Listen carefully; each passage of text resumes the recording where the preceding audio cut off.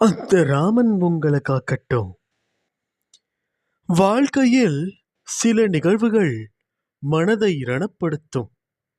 சில நிகழ்வுகள் மனதிற்கு வருடலான சந்தோஷத்தையும் நிம்மதியையும் கொடுக்கும். மனதிற்கு நிம்மதி தரும்போது அது ஒன்றும் தெரியாது.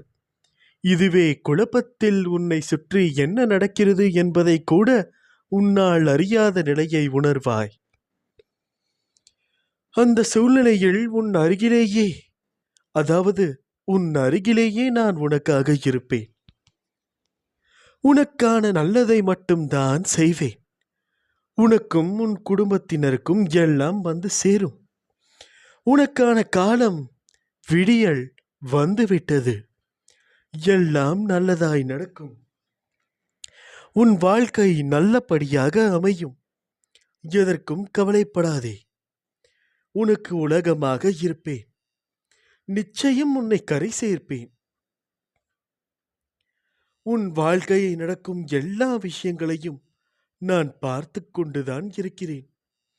அப்படி இருந்தும் என் அப்பா எனக்கு நல்லதே செய்யவில்லை என்றுதானே நீ கேட்கிறாய்? இதற்கும் என்னிடம் ஒரு பதில் உள்ளது. எல்லாவற்றையும் நானே செய்துவிட்டால் நீ என்னதான் செய்ய போகிறாய்? வாழ்க்கையில் நாம் போகின்ற பாதையில் தடங்கள் வராமல் இருந்தால் நீ சரியான பாதையில் போகவில்லை என்று அர்த்தம்.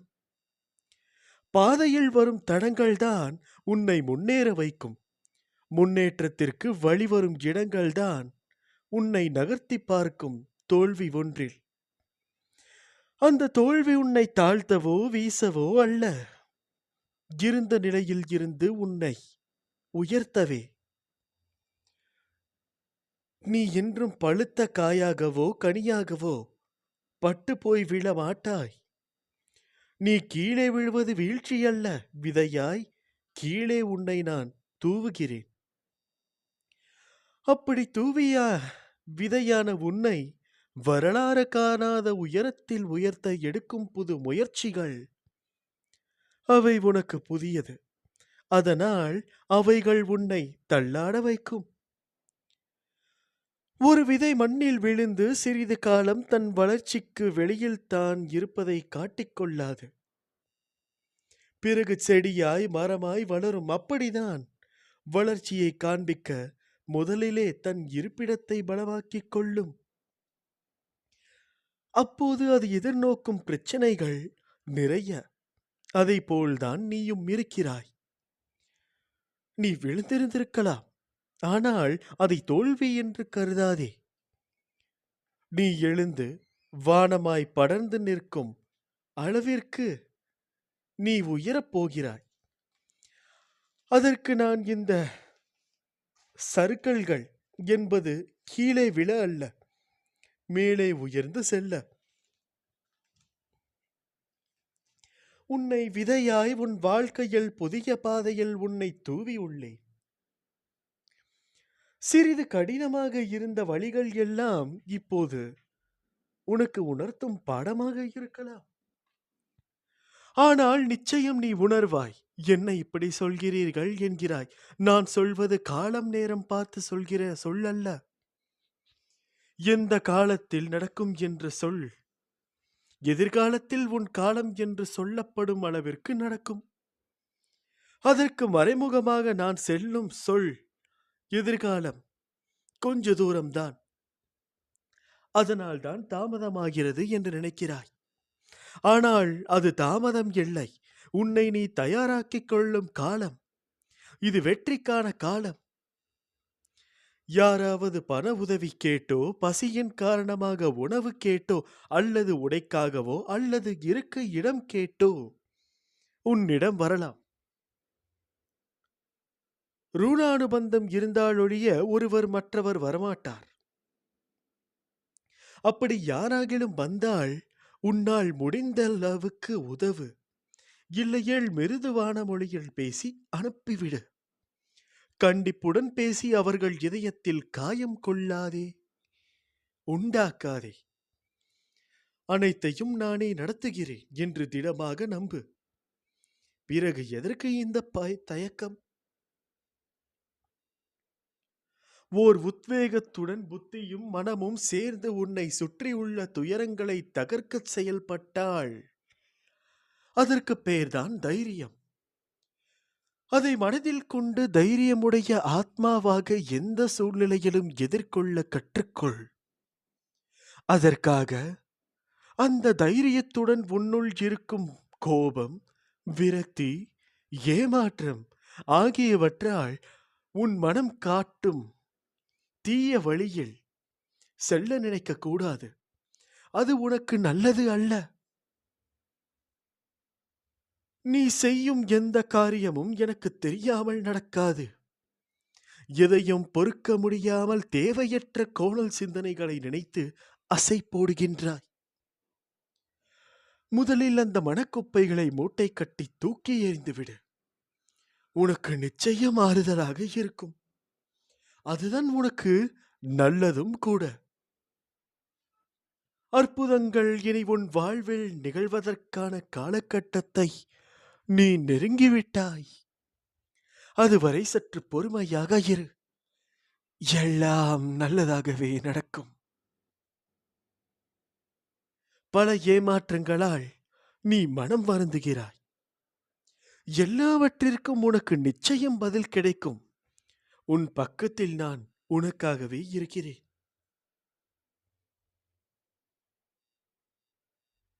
எல்லா விஷயமும் ஒரு காரணத்திற்காக தான் நடக்கும். நான் இருக்கிறேன், கலங்காதே. நான் உன்னை கைவிட மாட்டேன், விட்டு விடவே மாட்டேன். நீ எடுக்கும் முடிவுதான் நீ யார் என்பதை தீர்மானிக்கும். அதுவே உன் வாழ்க்கையையும் தீர்மானிக்கும். மன திருப்தியே அடையவில்லை என்றால் உன்னால் வெற்றி பெற முடியாது. முதலில் நான் நன்றாக இருக்கிறேன் என்று உனக்குள் நீயே சொல்லிக்கொள். அப்பொழுதுதான் நீ செய்யும் செயல்களில் உன்னால் கவனம் செலுத்த முடியும்.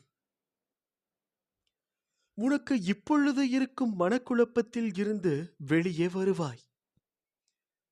எச்செயலிலும் முழு கவனம் செலுத்தும் போதும். அதில் உள்ள நிறை குறையை உன்னால் புரிந்து கொள்ள முடியும். உன் எண்ணங்களை பொறுத்தே இந்த உலகத்தின் மீதான உன் பார்வை இருக்கும். சிலரின் வாழ்க்கை இந்த உலகத்தில் எப்படி வாழ வேண்டும் என்று கற்றுத் தருகிறது. சிலரின் வாழ்க்கை இந்த உலகத்தில் எப்படி வாழக்கூடாது என்று கற்றுத் தருகிறது. கோபங்களை குறைத்தும் சந்தோஷத்தை அதிகரித்தும் காட்டும் முகங்களை தொலைக்காமல் நிரந்தரமாக தக்க வைத்துக் கொள்ளுங்கள். வாழ்வதெல்லாம் வாழ்க்கை அல்ல. அன்போடு பேசி, பண்போடு பழகி, நேர்மையுடன் நடந்து, உண்மையுடன் உழைத்து வாழ்வதுதான் வாழ்க்கை.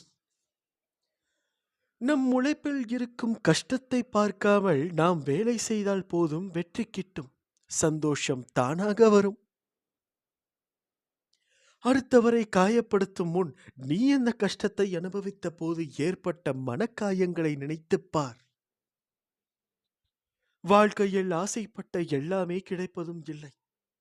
கிடைத்ததை வைத்து வாழ கற்றுக்கொள். இந்நிலை கூடிய விரைவில் மாறும். மனதில் உள்ள குழப்பங்களை எண்ணி கவலை வேண்டாம்.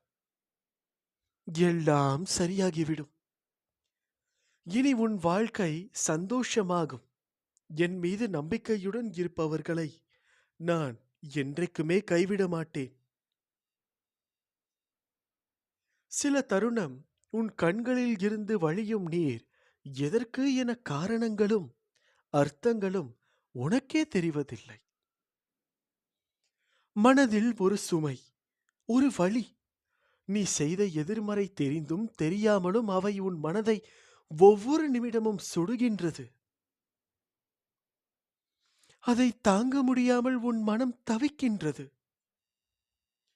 உன் தவறுகளுக்கு மன்னிப்பும் அதை நீ உணர்ந்து மாற வேண்டும் என்ற எண்ணம் உன்னிடத்தில் தன்னம்பிக்கை இருந்தாலும் சில நேரம் புயலாய், மழையாய், இடியாய் சில நிகழ்வுகள் வருவதும் போவதும் ரணத்திற்கு மேல் ரணங்களை உணர வைக்கிறது. நிம்மதி என்ற சொல்லை கூட மறந்து போகும் நிலை. முதலில் உன் கடந்த காலத்தை தீயில் போட்டுக் கொளுத்து. எதிர்காலத்தை காற்று போகும் வழியில் ஒப்படைத்து உன் நிகழ்கால தருணங்களை கவனித்து செயல்படு.